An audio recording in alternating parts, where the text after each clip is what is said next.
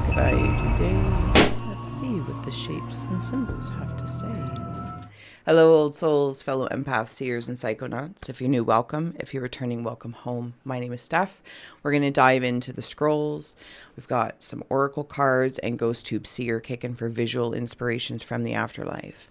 The message that's stepping in, like setting the stage, and very clearly setting the stage is how I heard this, is the solitary shaman. Into this cycle that feels celebratory. And it's come up recently, so I wonder if this is just something going on in the collective of like this kind of mystic work within the me, the IUE me, of course, is getting whatever gift you may have and however you want to apply what a gift means, but destroying the wrapping, but even enjoying shaking it. You might have the sensation of knowing that you have these intuitions or intellectual, imaginative, instinctual things like, I think it's this. But the journey of that, the excitement of this, and then destroying the outer wrappings to see it, to receive it, acknowledge it is the word, acknowledge it. And then have the abundance of adventures exploring that. So say if you got, like a t-shirt or pajamas or a gift that we might more tangibly be able to relate to, and you get excited thinking about all the different ways you might, have good sleeps or your favorite pajamas for sleepovers or your slippers, or maybe get a toy and you want to engineer it, unengineer it, whatever that case is. And there's this amusement, and there is this element of amusement abundance. And it's not because that doesn't make it less than, because it's like, oh, it's just an amusement thing. It's amusing this part of you that it's like being a mystery and willing to wander into the mythic mystery. Sorry if my words are yammering here, but it's deep. It's deep. It's like within the all the nesting dolls and all the auric fields within the self, which is something we're really familiar with. But I got to come back to the solitary shaman, because that journey can only and is only walked by you.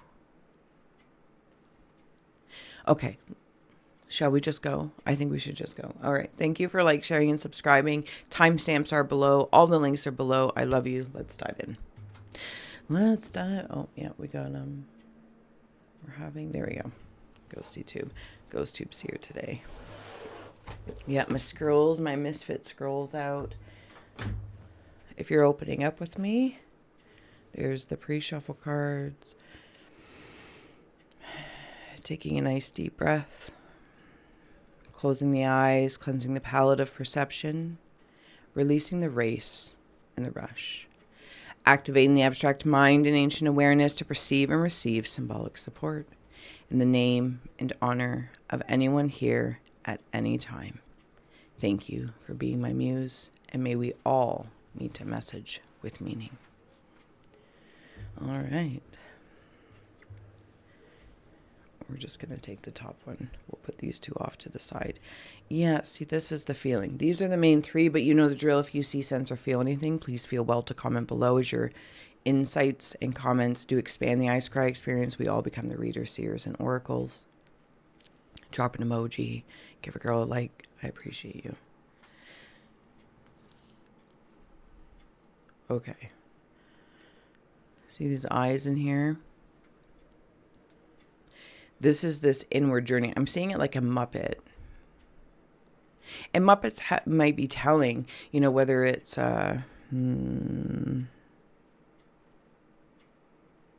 is it the dark crystal that I'm seeing, where they're Muppets? But they're telling a very deep story. An inward journey that takes a lot of strength. And if I recall with the dark crystal, like the crystal is this thing, it could be the gift, but the journey that the characters within ourselves. Not everyone's mysteries are the same, and this is kind of cool. This feels very abundant. Like there's lots of adventurers, and there's lots of adventures to be had, even in relation to the same gift.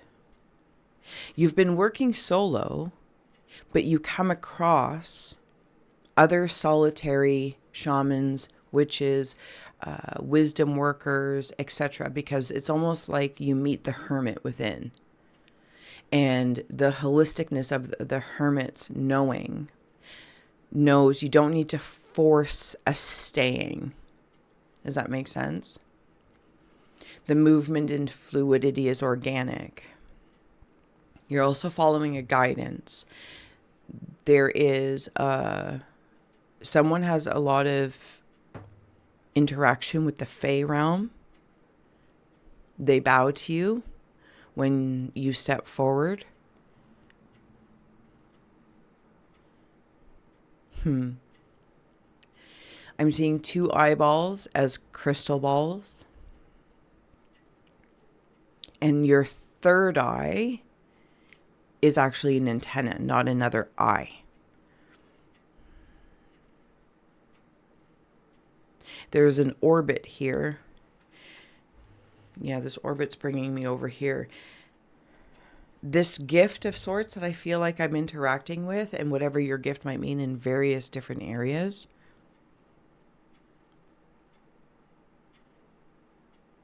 I'm seeing that space of, again, Christmas morning, where it's like you told Santa what you wanted.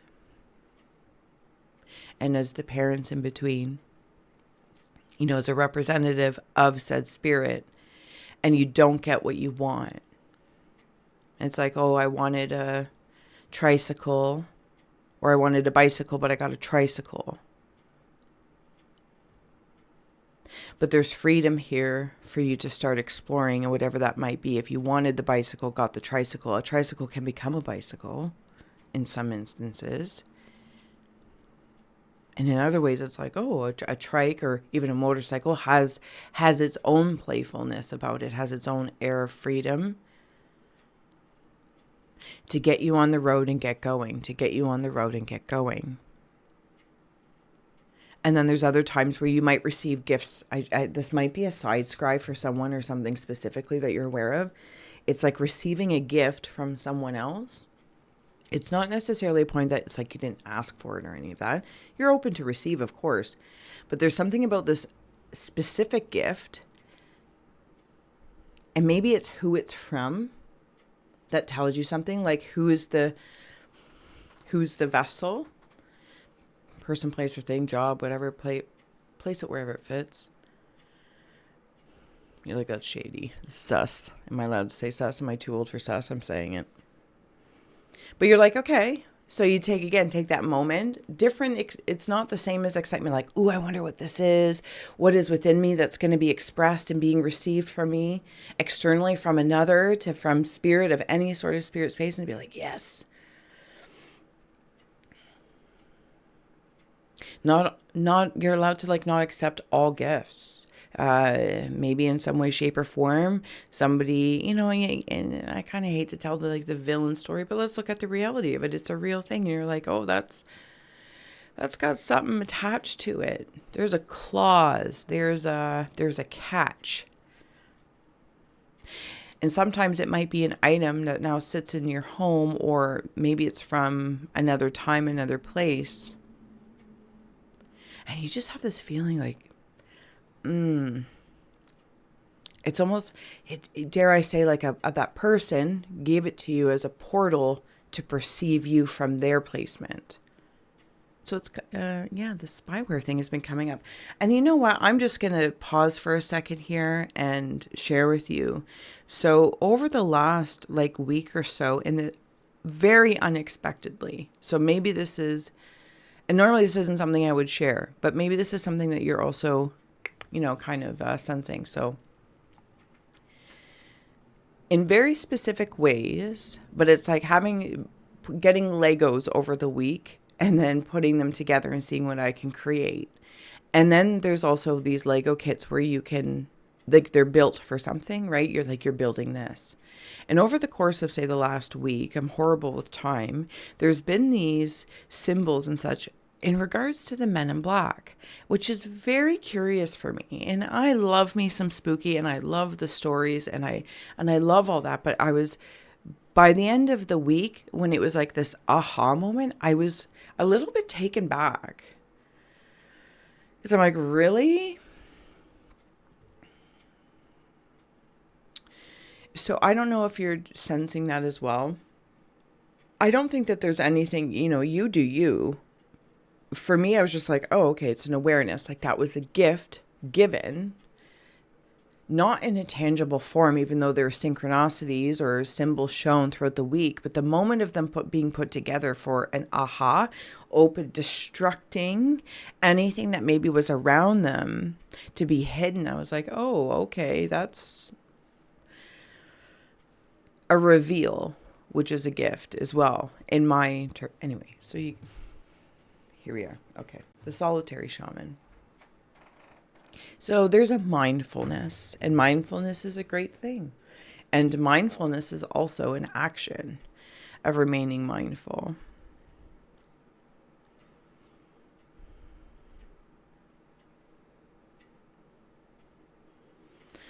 Okay, so I'm plugging in.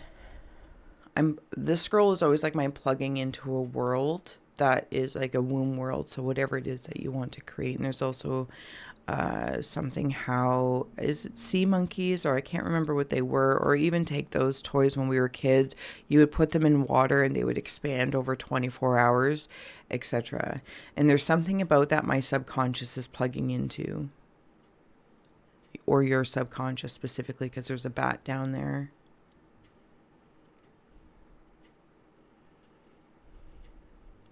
Yeah, there's a part of you, I-U-E me. This show has come up before. It's not Dancing with Wolves, but it's something about wolves. Oh my gosh, I can never remember. Anyway, how do I want to lean into this? Somebody here, their specific message is the soul retrieval of pieces that appears to be, it's not resurrected. It's like necromancy of sorts that goes in either direction. And there is a piece of you that has the soul retrieval that has been in, for some, a static state, but the subconscious has been nurturing it, knowing it's going to be retrieved. But when you retrieve it, it's not in the same static form. So if this was something from, 10 years ago, 20 years ago, 5 days, 10 lifetimes, whatever, it still has been being nurtured and cared for by a part of you. So when you come to retrieve it and receive it, retrieve it and receive it, and also for it to be retrieved and received, it's now different as well. And this feels like it hasn't quite yet been, I'm going to use the term suppressed, but maybe pressurized by the physical reality. So this is actually work to your advantage if it's healing or some part of you, or an ancient gift or an old way of doing something, and it's being received to rise in its form now. Not what it was when we may have left it, separated from it, or decided to plant it like a seed. And while we might have felt separation from this for some time, the soul retrieval is going back to retrieve it, because it really was the seed. So, I really hope I did not butcher that, because it feels natural. It really does feel natural. Okay, I'm going to start adding on some oracle cards. And thank you so much if you're here, like, sharing, and subscribing for our abstract and ancient auric adventures. It's amazing, and I'm so grateful for your awareness, attention. It truly is an honor. And excuse me, I had some pumpkin seeds before I started, so... as well. If you're going to join us for the extended, we'll flip the scrolls. You can join the second or third tier of the Secret Society, and we'll carry on. All right, let's go. In the spirit of this solitary shaman, because this journey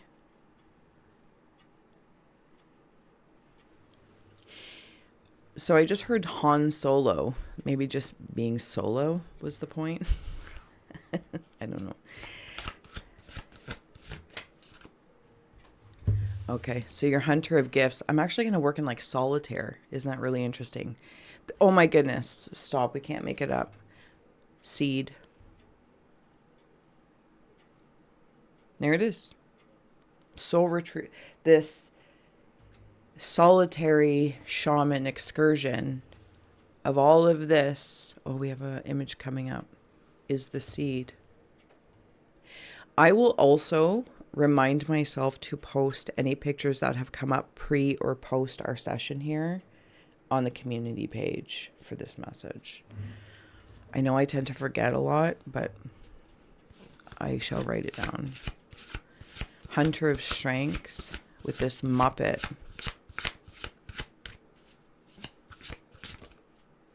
You have a tall tower.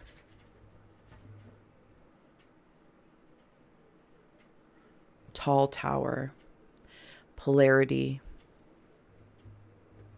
And this is that Han Solo feel.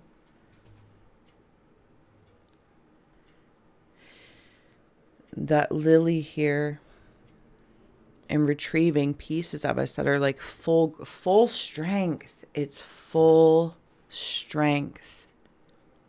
The Dark Crystal. I keep coming back to that show, The Dark Crystal. I'm going to have to watch it again. It's been a long time.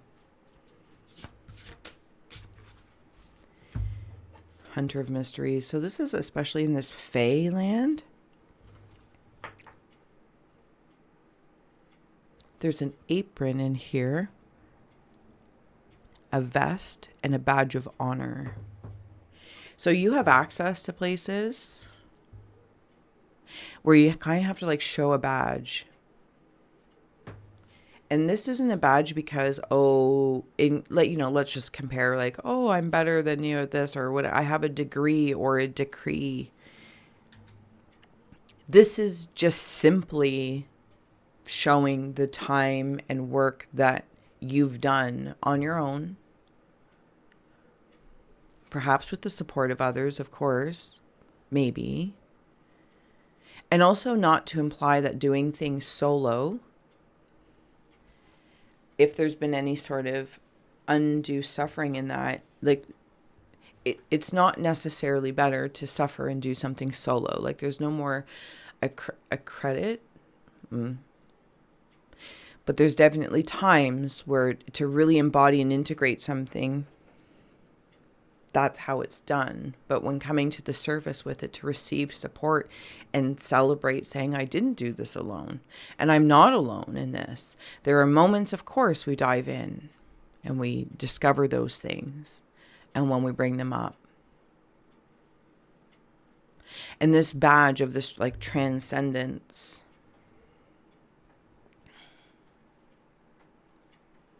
It's walking between the worlds. Oh, it's a lovely doorway there. Is it red pill, blue pill? And then you took both pills for the purple pill? Yeah, I see the flashlights there. The flashlights and also flashing this badge. I don't think like it's an actual flashing. I think whoever and whomever the different gatekeepers are maybe, or the servants in certain realms have access to. Hunter of Abundance in the Cave of Rivers. I'm feeling very wide open spaces. Oh, we got two.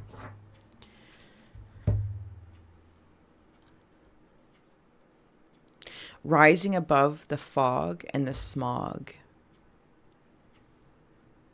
It's like maybe you live on the ground floor, or we're here on the earth plane and we're living here, we're rocking it out. But your vision this tower of this third eye, transmitting, but also having the ability to receive. It's not just a one-way communication. This keeps the hermit healthy. The transmitting and the receiving keeps the hermit healthy.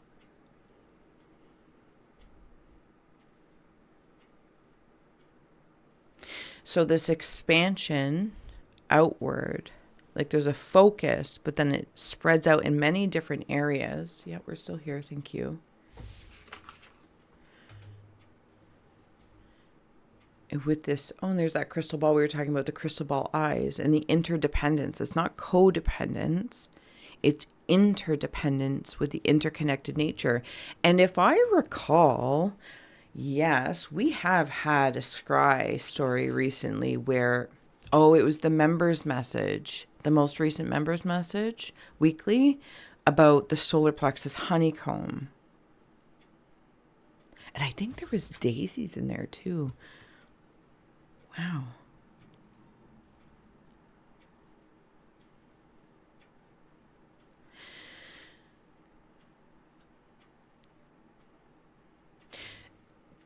Clock tower.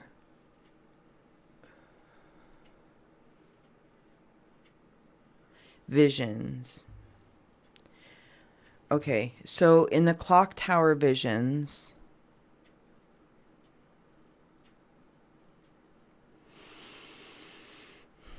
do you know what I want to say? Is that sometimes in this very moment, like being earthly here as we're walking around, is a layer of shamanic journeying. Like this world is the flowers, the blooms of the constructs that have been seeded in, albeit deeper realms or beneath where there's pressures. But everything we see is the garden blooming.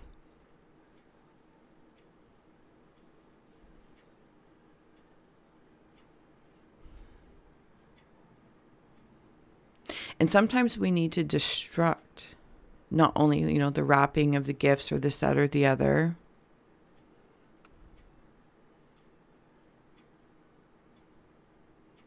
but we turn the soil of time to replenish and know different crops. Maybe you move because there's different nutrients in the energy of that space, or you move closer to water, or from a high rise to a yurt, or from a yurt to a high rise.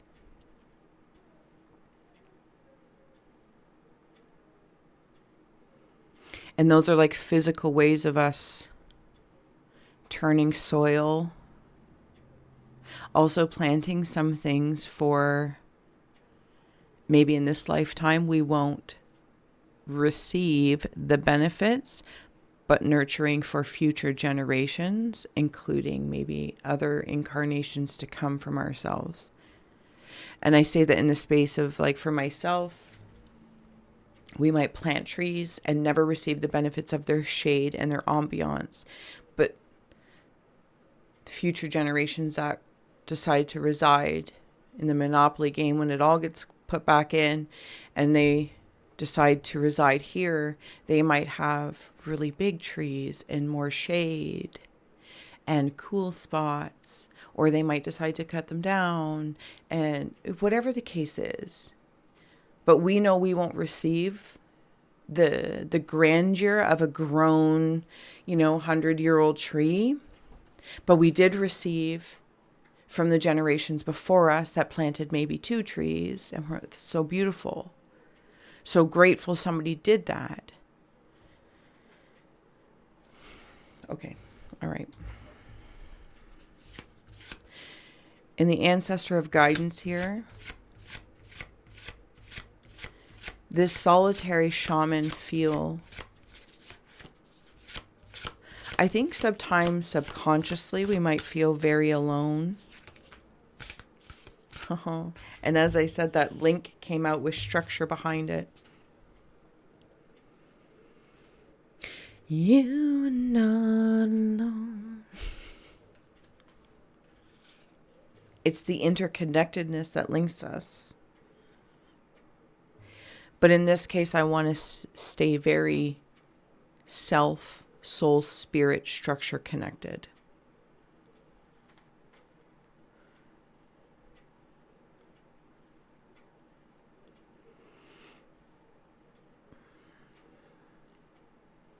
Yeah.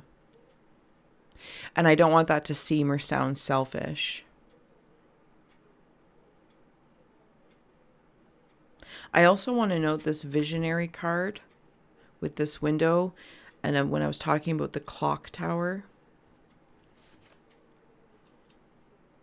I don't know if a clock tower has a meaning for someone specifically.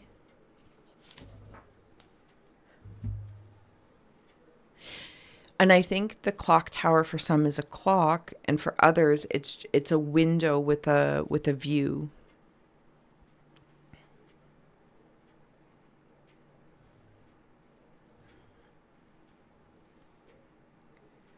And I think in whatever realm that you're working in to receive this message, and I hope it is serving, inspiring, wherever you are with this seed,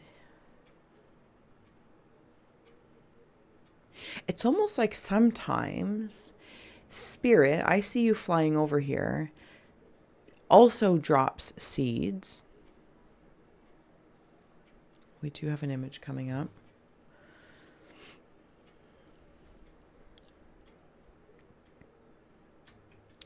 And then, it's like having a tulip where a bunch of flowers and sunflowers start growing around you.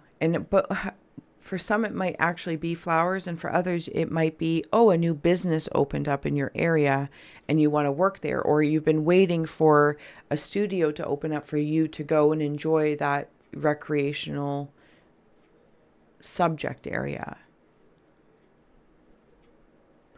You need to get a new car, you want to get a new car, and someone down the road is selling their car and you've always really liked their car. And it's like these things start popping up.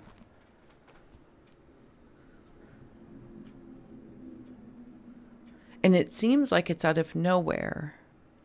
But this is reminding me that you, we, me, are supported in our solitary adventures abundantly. And it might seem all very mysterious sometimes.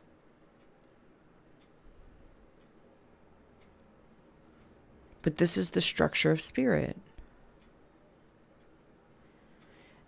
And reminding you of the love that links you to spirit. You don't have to like everything. Like and love, I love you, but I may not like you, and that's okay. So you acknowledge that in that polarity, and you move towards things that you do like. And you make those choices. But your love is the link in all of this. Because even with this 33 structure, that master number, mastery is a mystery. Because it's yours and yours alone to master. All right. I'm going to leave it here. I hope this did serve, inspire, educate, or entertain. This is quite the journey. It's like having a construction project going on and a deconstruction project going on simultaneously. Okay. All right. I'll see you again soon. So much love. Bye. We are going to do an Easter egg card here. All right. Easter egg card taking us to the other side. Oh, okay. Or two. Prosperity. And Tree of Life. Our bridge cards. See you there.